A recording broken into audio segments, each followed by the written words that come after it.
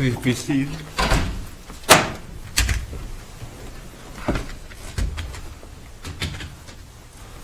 Thank you for being here. We're here today in CACV 14-00084, Skydive versus Hogue. Each side will have 20 minutes to present their argument. Appellant, you may reserve any time that you want for rebuttal, but you'll have to keep track of that yourself. We have clerks at the podium for both of you to keep track of your own time. We are recording the argument, so when you approach the podium, please identify yourself and your client for the recording. In a couple of days, the argument should be available on YouTube, so you can watch yourselves when it shows up. We've read the briefs and the record, and we've conferenced the case, so we're familiar with the facts and the argument. So when you approach the podium and begin the argument, please just launch right into your argument. Counsel, you may begin. Thank you, Ron.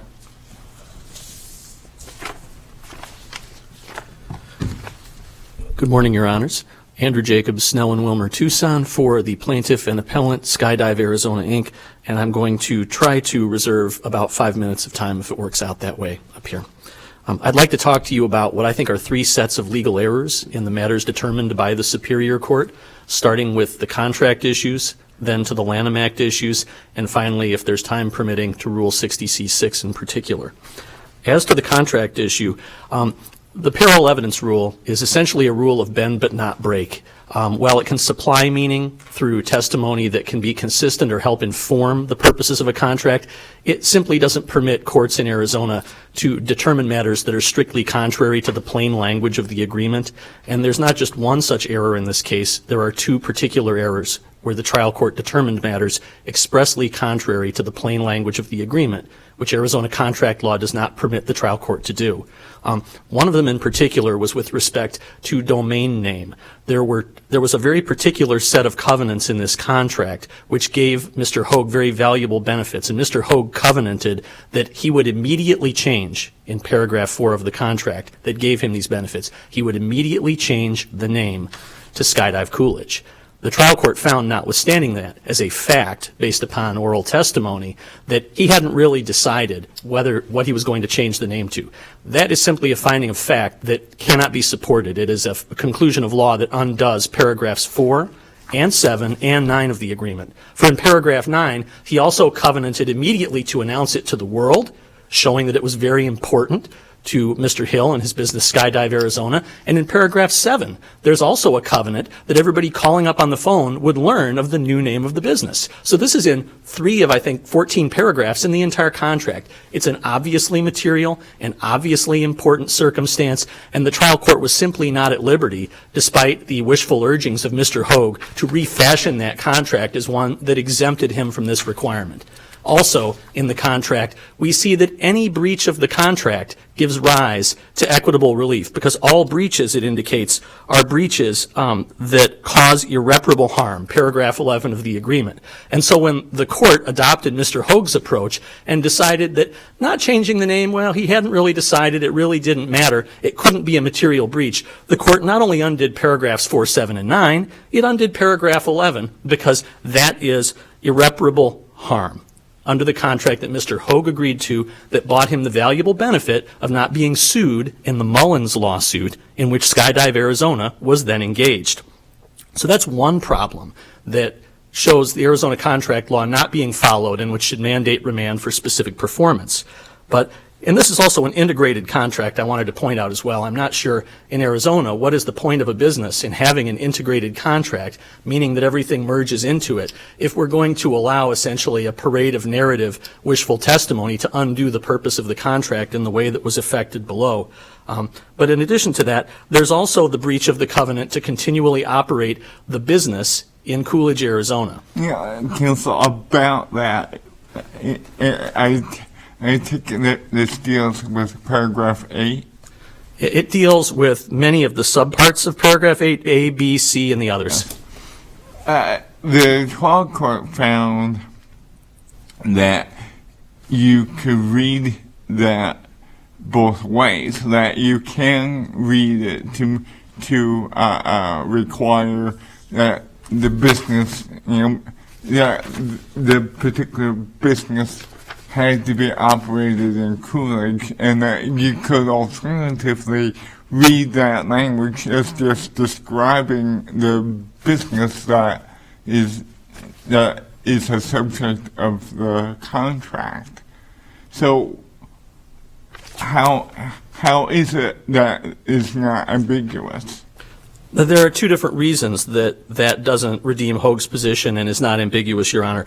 One is that it comes up in so many different ways in paragraphs 8A, 8B, 8C, and 8D that you really have to strive hard to read the contract as being plausible in two different ways. In 8C in particular, which is one not paused on at great length in the briefing, it just says, the business involving the skydive operations conducted in Coolidge, Arizona. So it isn't always just such business and then this sort of bulky defined phrase with an address in it. It's just called in 8C, the business involving the skydive operations conducted in Coolidge, for as long as the website address is used in connection with that.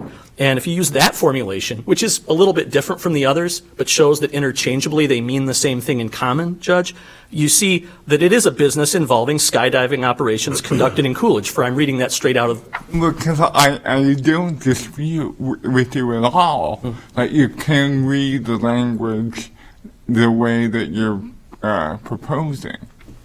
But it seems reasonable to me that you can read it otherwise.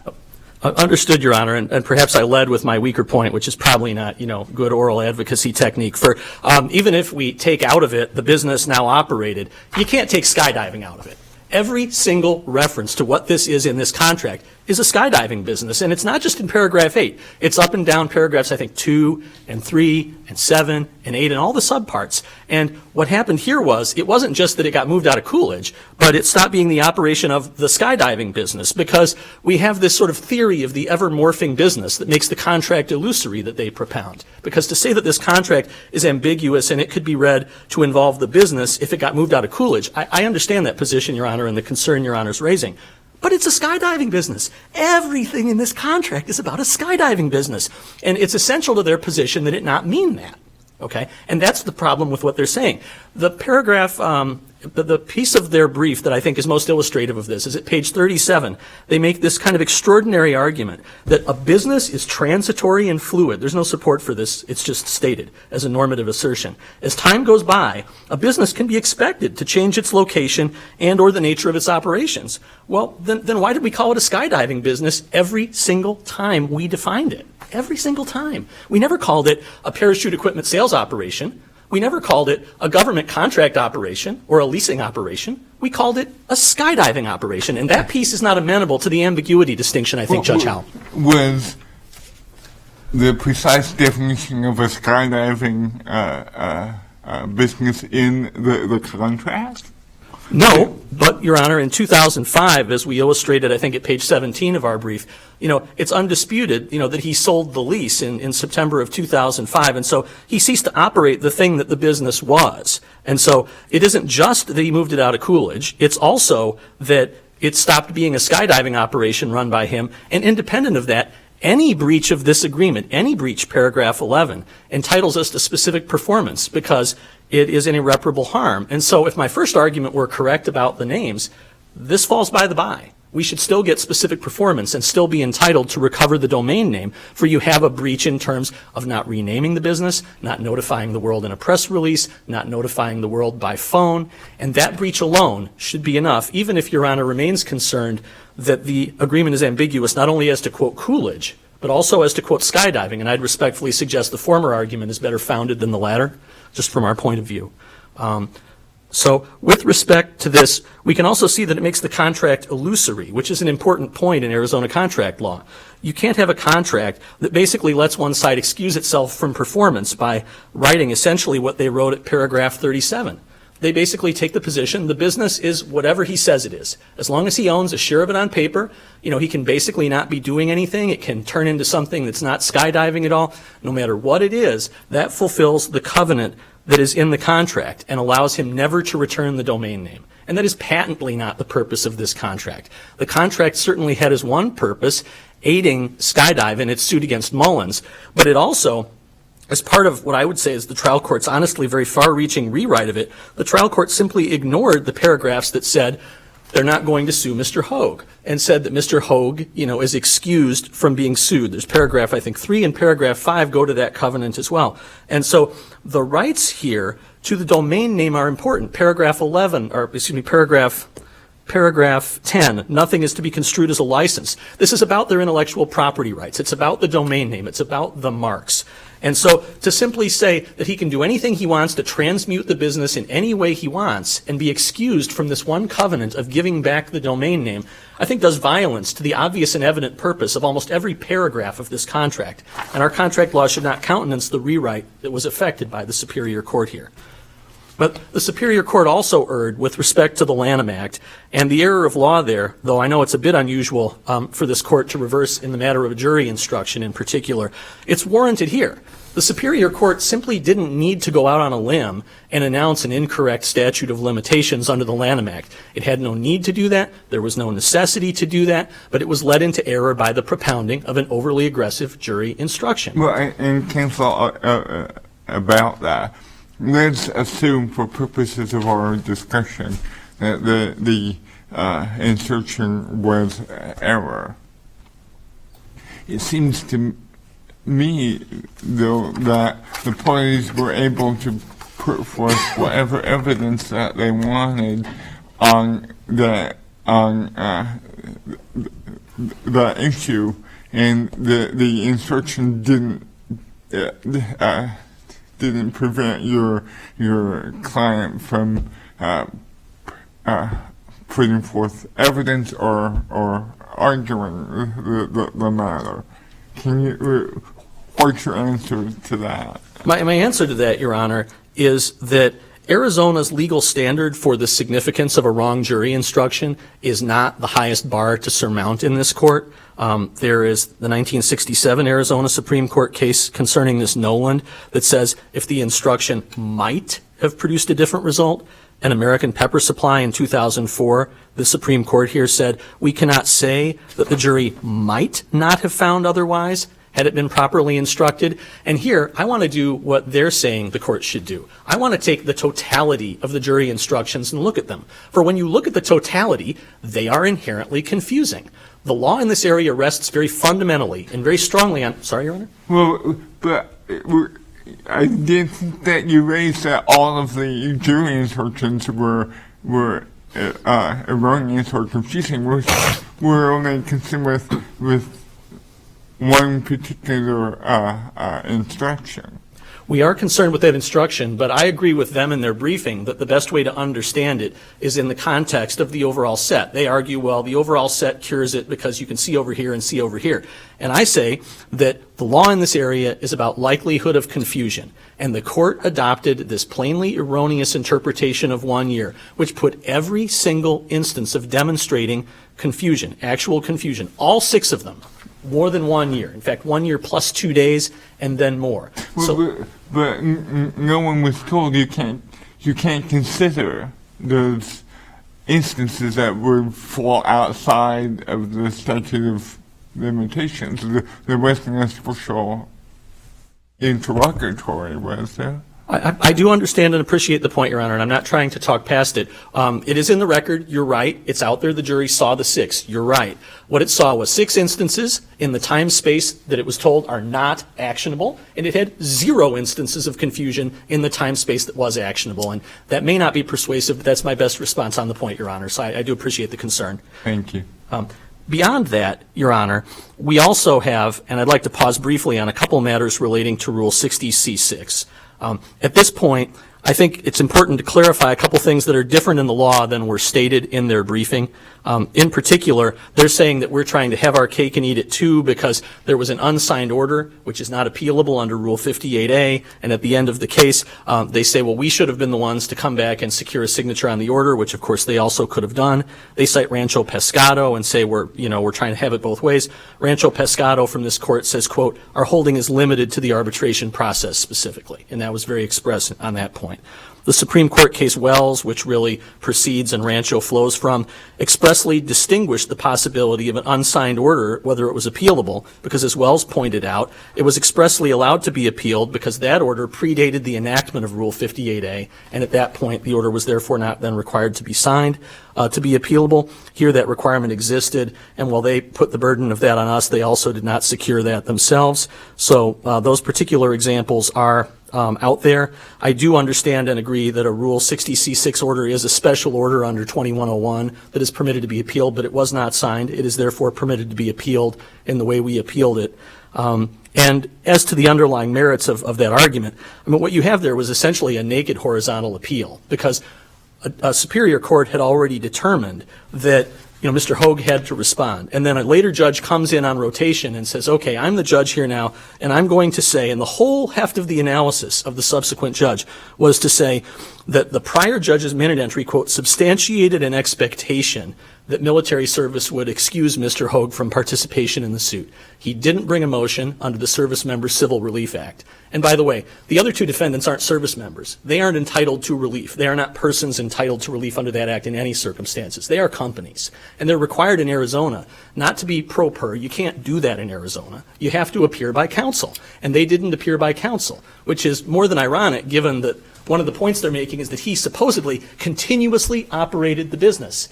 And yet, the businesses didn't have lawyers. They were required to have lawyers. And then somehow they get onto his coattails when he's a service member and they're not. And that's not right. That shouldn't have happened. And for the later judge under 60C6 to do that, there should have been something extraordinary. Not refusing to litigate in the civil division when you litigated in August 07, March 08, and April 08, apparently in person in April 08, in the Maricopa County Superior Court. That's not right. I'd like to reserve 4.5 minutes if I could, Your Honors. Thank you, counsel. Thank you very much. Counsel?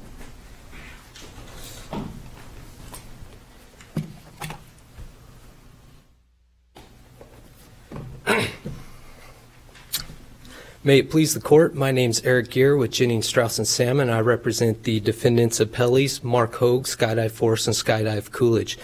This is a case where justice won the day. The trial court properly exercised its discretion and utilized Rule 60C6 to undo a judgment that was entered against an empty chair created by Mr. Hogue's military service. The case went on to be decided on the merits, and after years of discovery, motion practice, and several days of jury trial and bench trial, the defendants ultimately proved that they had a meritorious defense to all of the claims asserted against them. Judgment was entered in favor of the defendants on all claims. Thereafter, the trial court awarded the majority of the defendants' attorney's fees, expenses, and costs, and did so under a proper exercise of discretion. Hey, Mr. Gear, it's sort of taking these in a different order. The last point Mr. Jacobs was making before he sat down had to do with the applicability of 60C relief in the instance where one defendant may be entitled to a stay of proceedings, but the other defendants, corporate defendants, are not. Could you address that?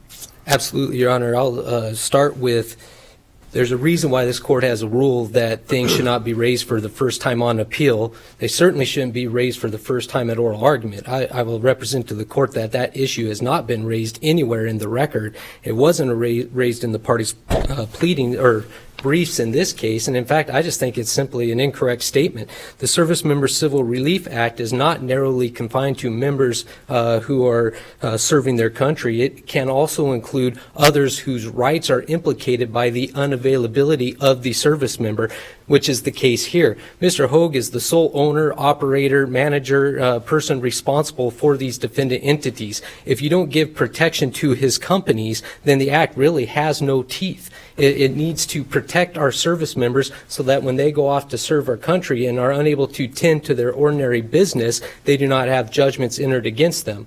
But ultimately, Rule 60 analysis did not turn on the availability of the Service Member Civil Relief Act. In fact, the Rule 60 ruling actually turned on the unique circumstances of this case, which resulted in a judgment being entered without the defendants there to defend it. The first step in this process was Defendant Hogue calling the court while the motion for summary judgment was pending, notifying the court that he was serving his country on active duty in Tennessee. The court received those voicemails and entered a minute entry that states that this case would not move forward, or at least the motion for summary judgment would not move forward until it was shown that Mr. Hogue's service did not preclude him from participating in this action. That ruling was communicated to Mr. Hogue by the court staff, and he relied upon that ruling, which is the reason why this case did not have a motion for stay under the Service Member Civil Relief Act filed sooner. But I will also point out, Judge Winthrop, that issue actually was briefed and argued in this case, because once my firm got involved and the Rule 60 motion was granted, Mr. Hogue went off on duty again to serve his country in Afghanistan. We filed a motion and a stay was entered under the Act for all of the defendants. And so I would argue that issue has been waived by not having been argued before. Counsel, before we leave this issue, I just want to make clear the issue that's been raised today, or argument you argue has not been raised in the briefing. Was it raised below at all? Not raised, period, Your Honor. Here in the briefing, this is the first time that issue's been raised during oral argument on the appeal. Before I leave Rule 60, I just want to address a couple of issues. The waiver argument came up during counsel's presentation, and he has made the assertion that the Rancho Pescado case should not apply here because the court in that case narrowly tailored its ruling to the arbitration context. But what I find glaringly omitted from the briefs is any argument by counsel or by plaintiffs as to why the logic in Rancho Pescado does not apply equally to this case and to this context. There was a minute entry ruling granting Rule 60C6 relief, and at that point in time, all that was needed was a signed order to allow plaintiff to pursue appeal of that ruling. Plaintiff had that option, just like the plaintiff or defendant in Rancho Pescado had the option of requesting that from the trial court. Instead of exercising that right, plaintiff instead launched off into what was an entirely new case. They added Lanham Act claims. They conducted new discovery. There were motions for summary judgment filed. We went off and had a trial that was primarily focused or substantially focused on the Lanham Act claims, and ultimately plaintiff allowed a ruling to be issued on those claims and causes of actions that were not even a part of this case at the time Rule 60C6 was granted. And I would argue to the court that what we see in cases like City of Fields and other cases that are coming out in the statute of limitations context is that courts are trying to tell parties in the trial court, you cannot sleep on your substantive rights. You need to actively pursue those. If you make a conscious choice to go off in a different direction, then that's going to be deemed a waiver on appeal. And here, the only defense offered for going off on that different course is the absence of a signed minute entry, and Rancho Pescado tells us that is not enough to prevent a finding of waiver. I'll turn now to the statute of limitations argument, specifically plaintiffs. I'll start with plaintiff's assertion that this court should simply adopt the 3-year statute of limitation and find that the trial court erred because the Ninth Circuit has already looked at and addressed this issue. The parties both cite the case law on this. It is very clear the decisions of the circuit courts are not binding on this court, although they will be deemed persuasive when they're logical.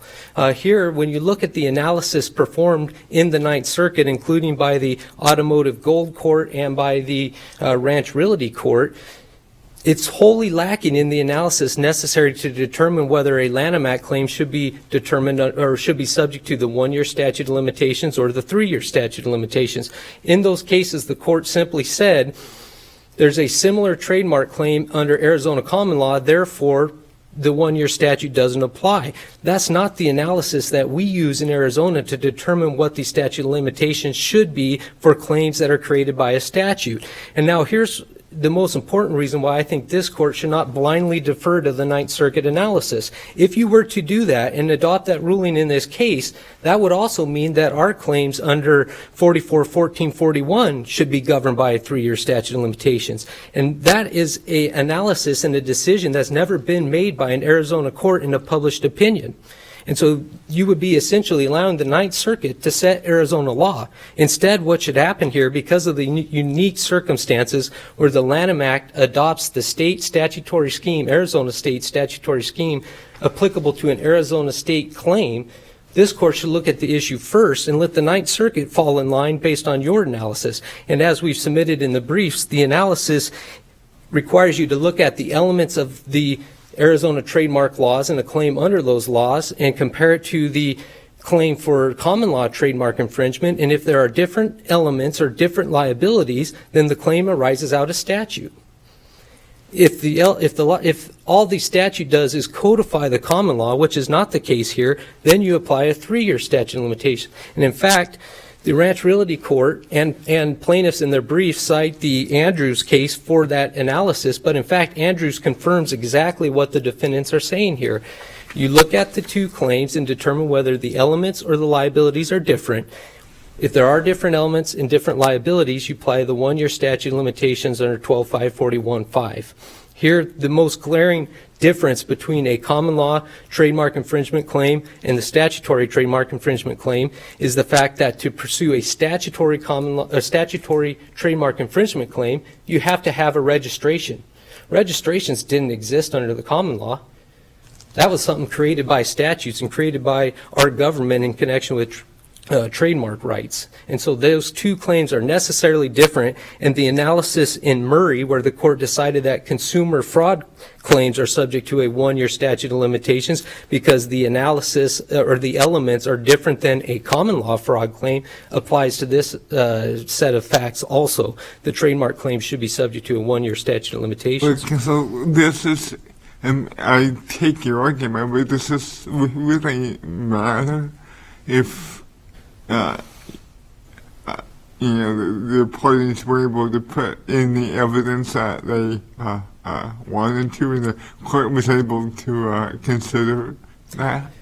Absolutely, Judge Howe. It would not matter at all, because in order to support an argument for vacating the trial court judgment, they have to show that they were prejudiced. And in fact, there's only one jury instruction that utilizes the statute of limitations, and that jury instruction is very clear. The last sentence, no damages occurring prior to May 2nd, 2011 may be awarded to plaintiff. It limits its effect to the issue of damages. Well, damages is not an element of the prima facie case for trademark infringement. The trademark infringement case only requires a showing of ownership of the trademark, likelihood of confusion. And so if you go back and look at the jury instructions, because the jury ruled in favor of the defendants, that means they never even got to the issue of damages. And so this jury instruction shouldn't have even been considered by the jury. But regardless, if you look at the trial record in this case, the trial transcript, the waivers that they claim evidence actual confusion were the focus of the case. That's what was discussed from start to finish. The jury received the jury instruction saying you should consider all of the evidence introduced in this case. And if you look at the jury instruction that's specifically on likelihood of confusion, the jury is advised to consider any evidence of actual confusion. So plaintiff's argument that this jury instruction, limited and narrowly tailored to damages, somehow prejudiced their ability to prove the likelihood of confusion cannot be supported by the reading of the jury instructions. But that point is one that was specifically discussed between the parties when this jury instruction number 40 was being formulated. Defendants argued that the jury instructions should be more broad and should instruct the jury not to consider evidence beyond whatever the statute of limitations was under the discovery rule. Plaintiff's counsel came in and said, no, Judge, that's not correct. It should only apply to damages. And the judge ultimately agreed with plaintiffs. She formulated this jury instruction, and plaintiff's counsel said that is a correct statement of the law. And so even if there were an argument that the jury instructions as a whole were confusing in relation to this jury instruction, that argument was never made. In fact, plaintiff's counsel won on that issue and agreed with the jury instruction that was given. So that argument also would not be preserved on appeal. But ultimately, there is no support in the record to show that there was any prejudice as a result of jury instruction number 40, the only instruction that utilized the statute of limitations.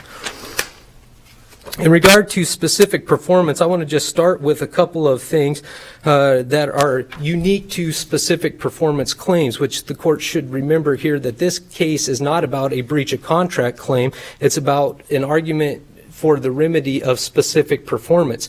The breach of contract claim and the argument for damages was decided on a judgment as a matter of law during the trial, and that ruling has not been appealed. Specific performance claims, first of all, the parole evidence rule does not apply to them. Restatement second, section 214 in the Pinnacle Peak case point out that when you're looking at the equitable remedy of specific performance and whether that extraordinary remedy should be granted, the court is allowed to look at the circumstances to determine whether that equitable remedy is appropriate. The other thing that's important is the court is reviewed on an abuse of discretion standard, because ultimately what the judge did here is deny a claim for specific performance. Finally, it's not enough for plaintiff to come in and say that the trial court's ruling finding that the subject provisions in paragraph 8A were unambiguous and therefore the ruling should be vacated. Instead, plaintiff has to come in and show that it met its burden by clear and convincing evidence showing that the terms of the contract were definite and certain.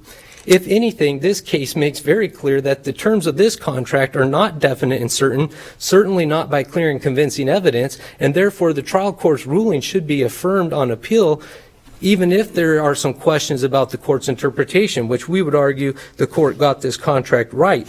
What the court did was follow the analysis in Taylor. The court first looked at the contract, considered some of the extrinsic evidence. I'm sorry, Judge, how it looked. Okay. Considered the extrinsic evidence and then decided that it was susceptible to multiple interpretations, including the two advocated by the parties. The court then considered the extrinsic evidence, allowed it to come in, and acting as the trier of fact, made an interpretation. And that interpretation should be affirmed on appeal unless it is shown to be clearly erroneous, because the judge there was acting like the trier of fact in making the interpretation. And there's nothing here in the language of this contract or in the evidence introduced at trial that would make this judge's ruling clearly erroneous. What you have here is the parties attempting to identify a business when the business's name was previously one thing and it was transitioning to another thing. What the other thing was, it was not important to this case. What the name was before was not important to this case. The point is the parties used that address to identify a business. Now, Counsel, one thing that your friend argues is that the nature of the businesses change. It's no longer a skydiving business. Has that been argued all along? No, Your Honor, and in fact, I'm glad that you raised that point, because I've been in this case all along, and I've heard nothing but the argument that this contract requires a business operating out of the Coolidge Airport. Now on appeal, the plaintiff's argument actually agrees with what defendants have been saying all along, that language in the contract was only used to identify the business. The new argument made on appeal is that this business is not the same business that was being operated. It's not a skydiving operation. The evidence regarding what a skydiving operation is completely contradictory to what counsel argued today. Well, and I'm just trying to nail down exactly what the preserved dispute is. And my reading of the briefing, and I'm sure that both counsel will correct me if I'm wrong, was over the identity of the business. I didn't understand that the nature of the business was also an issue. I don't believe it was an issue. I believe the issue all along at the trial court was whether or not this contract required Mr. Hoag's business to stay at the Coolidge Airport. The argument and the dispute was never whether or not Mr. Hoag's business that he owns and operates today is a different business than what he owned and operated back at that time. In fact, the argument about the lease being transferred was introduced as evidence to show that Mr. Hoag no longer operated there. But his business itself moved, and it changed the nature of the business, and it changed the location. But there was no issue of whether it was still a skydiving operation. That was always assumed, and that's because a skydiving operation is not limited to a drop zone. Skydiving is a very large industry. There's multiple elements to that industry, and if you look at the record and the evidence introduced by plaintiff in support of the trademark infringement claim, he goes on a long story about the evolution of his own business that started in Maricopa County as a small drop zone, moved to Coolidge, and then ultimately ended up in Eloy, where it is now, where it has a wind tunnel. It has a professional skydiving team. It has a training school for professional skydivers. It has a resort. It has a restaurant. And all of it operates as one skydiving business under the name of multiple entities, which is exactly what we argue here. Skydiving as an industry and businesses themselves often change and they often move. And that's what the party's intention was here. It was simply to identify the business that was being operated. And the word that's missing from this contract is a business. If they wanted to support their argument, all it had to say was, as long as Mr. Hoag operates a business at the Coolidge Airport. That would have created the condition that they argue for, restricting Mr. Hoag to the location. But instead, the contract says the business. That's an identifying term. It's not a term being used to put a restriction on ownership of the domain name. Yeah, there are other provisions that were discussed at oral argument besides those. Were those at issue, and are they at issue now? There was argument in the trial court about those provisions during the trial, which ultimately supported or were offered in support of the claim for damages. But we argued in the findings of fact and conclusions of the law, and the judge ultimately correctly held that the only provision that relates to ownership of the domain name is paragraph 8A. And that paragraph was not shown to be breached. In regards to the other provisions, the judge found that they were not breached, that they were not materially breached, that the breach did not defeat the purpose of the contract, and even if you set all of that aside, it would not support a claim for specific performance. Now, counsel today relies on paragraph 11, but paragraph 11 relates to injunctive relief. It doesn't relate to specific performance in the transfer of the domain name. Besides that, the law determines when specific performance is appropriate, not the terms of a party's contract. The parties don't get to tell the courts what the law is.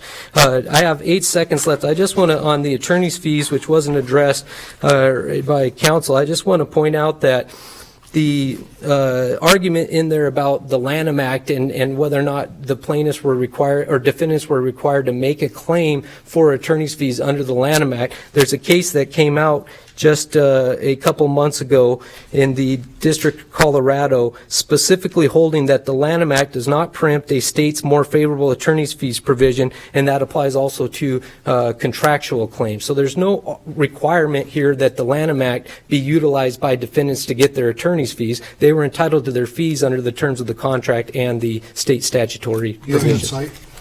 I'm sorry, yes, that is Advanced Career Technologies, Inc. versus John Doe's, and it is 2015 Westlaw 1884358.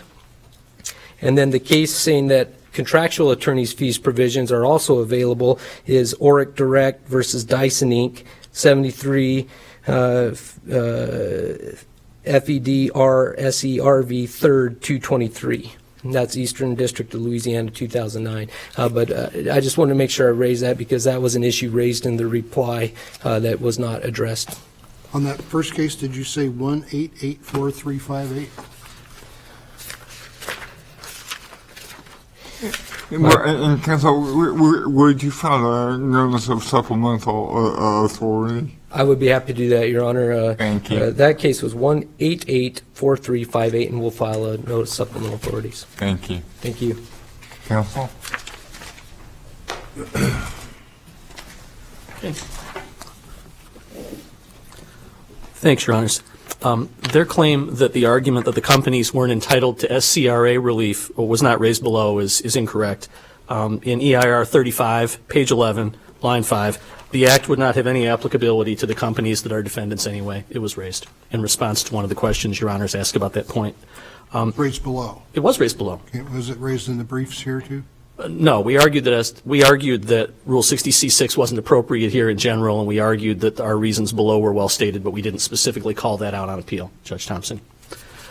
As far as the signing of the order goes, which is a point that was discussed earlier, I think that the recent development in the law of the rules is very much to the contrary of their position. Why did we just enact Rule 54C if it wasn't important that to make a judgment final and official, the court had to indicate in unambiguous terms to the world that the judgment was final and official? That's the most significant development in the law of judgments and the formality of judgments in the last many years, and it's there to make superior courts not do the types of things that were done in this case by the superior court. And so the argument is not well taken that we should just ignore Rule 58A and that it's okay that that it wasn't signed, especially when it's relief in their favor. That just doesn't make sense, and it's not consistent with recent developments. As far as the Lanham Act goes, counsel made the incorrect assertion that basically the Ninth Circuit case is wholly lacking in analysis, and that's just wrong. The analysis, which is featured in the automotive gold case, is specifically that at the common law, there were already rights independent of the arising of the Lanham Act so that you could seek to enjoin the kinds of behavior that were later codified in the Lanham Act. That is not a cause of action created by statute. The Lanham Act merely reflects antecedent common law developments. And Judge McNamee got that right in 2007, and the Ninth Circuit panel got that right in 2010. So to suggest that it's simply unreasoned is wrong, and it collects a very large number of cases by other judges indicating that it is not wrong for the same reasons. Mr. Jacobs, I want to go back to one of those points and the issue of prejudice as a result of arguably an erroneous jury instruction. In your first argument, you said, well, we only need to show that the result might have been different, and yes, that's Your Honor. enough. And I'm just curious about that. And what is exactly what would be the prejudice that you could show if the instruction had been proper? What different would have happened in terms of presentation of the evidence or in argument? Can you share any of that?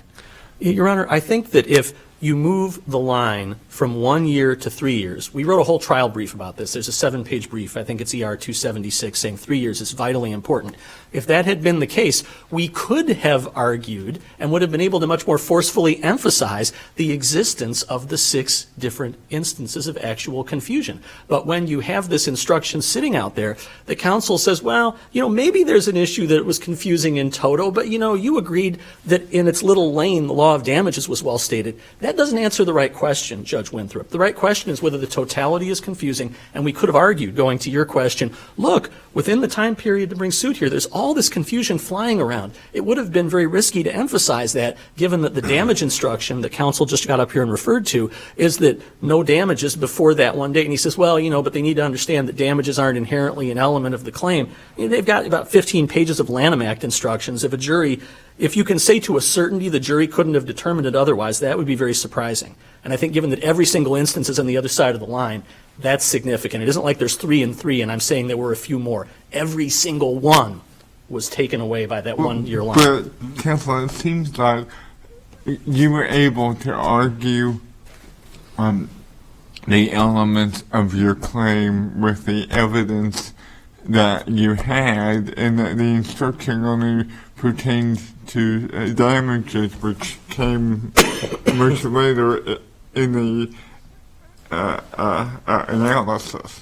And I appreciate, Judge, how the panel could determine that. The panel could determine that our argument was sufficient, and as we discussed in the first part, I think that that's a direction the panel can go, and I do understand that, Judge. If I could just take one extra second, he took a little bit more than the requisite, that would be grateful, Your Honor.